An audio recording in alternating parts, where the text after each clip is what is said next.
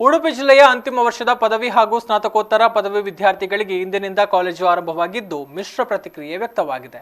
ಕಾಲೇಜುಗಳನ್ನು ತೆರೆಯಲು ಯುಜಿಸಿ ಮಾರ್ಗಸೂಚಿಯನ್ನು ಹೊರಡಿಸಿದ್ದು ಅದರಂತೆ ಜಿಲ್ಲೆಯಲ್ಲಿನ ಅಂತಿಮ ವರ್ಷದ ಪದವಿ ಮತ್ತು ಸ್ನಾತಕೋತ್ತರ ಪದವಿ ಕಾಲೇಜುಗಳು ಆರಂಭವಾಗಿದೆ.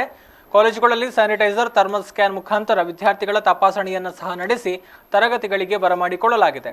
ವಿದ್ಯಾರ್ಥಿಗಳು ಸಾಮಾಜಿಕ ಅಂತರ ಕಾಯ್ದುಕೊಂಡು ಸ್ಯಾನಿಟೈಸರ್ಗಳನ್ನು ಬಳಕೆ ಮಾಡಿಕೊಂಡು ಮಾಸ್ಕ್ ಧರಿಸಿಕೊಂಡು ಮಾತ್ರವಲ್ಲ ತಮ್ಮ ಆರೋಗ್ಯವನ್ನು ಕಾಪಾಡಿಕೊಳ್ಳುವ ದೃಷ್ಟಿಯಿಂದ ಆರೋಗ್ಯ ಇಲಾಖೆಯ ಮುಖಾಂತರ ವಿದ್ಯಾರ್ಥಿಗಳು ಕೋವಿಡ್ ಟೆಸ್ಟ್ ಅನ್ನು ಮಾಡಿಸಿಕೊಂಡರು. ಕೆಲವೊಂದು ಕಾಲೇಜುಗಳಲ್ಲಿ ವಿದ್ಯಾರ್ಥಿಗಳ ಸಂಖ್ಯೆ ಬಹಳ ವಿರಳವಾಗಿ ಕಂಡುಬಂತು.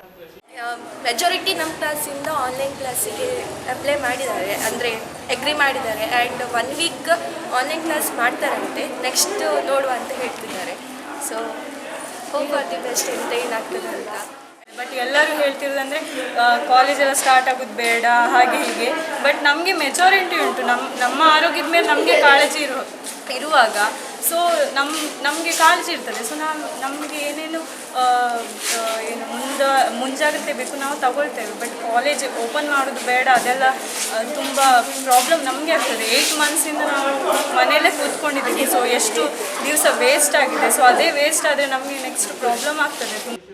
ಕಾಲೇಜಿನ ಪ್ರಾಂಶುಪಾಲರು ನಿತ್ಯಾನಂದ ಗಾಂವ್ಕರ್ ಮತ್ತು ಮೇಜರ್ ಬಾಲಕೃಷ್ಣ ಶೆಟ್ಟಿಯವರು ಮಾತನಾಡಿ, ಕಾಲೇಜುಗಳು ಆರಂಭವಾಗುವ ಮುನ್ನ ಕಾಲೇಜುಗಳನ್ನು ಸ್ಯಾನಿಟೈಸ್ ಮಾಡಲಾಗಿದ್ದು ವಿದ್ಯಾರ್ಥಿಗಳು ಕುಳಿತುಕೊಳ್ಳುವ ಆಸನಗಳನ್ನು ಸ್ಯಾನಿಟೈಸ್ ಮಾಡಲಾಗಿದೆ. ವಿದ್ಯಾರ್ಥಿಗಳ ಒಪ್ಪಿಗೆ ಪತ್ರ ಪಡೆದುಕೊಂಡು ಕಾಲೇಜಿನಲ್ಲಿ ತರಗತಿಗಳನ್ನು ಆರಂಭ ಮಾಡಲಾಗ್ತಾ ಇದೆ ಅಂತ ಹೇಳಿದ್ದಾರೆ.